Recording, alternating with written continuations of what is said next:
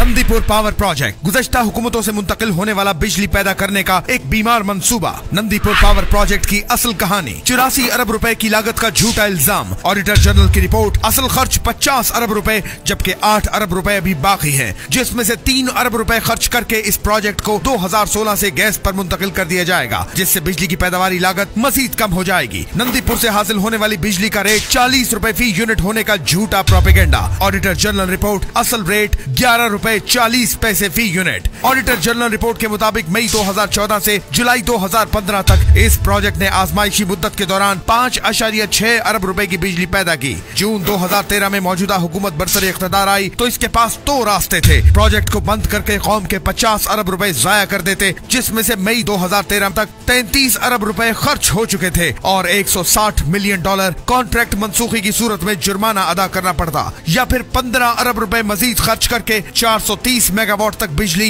National grid में शामिल कर दी जाती। इल्जाम के प्रोजेक्ट गैर मयारी होने की वजह से 425 मेगावाट बिजली नहीं पैदा कर सकता।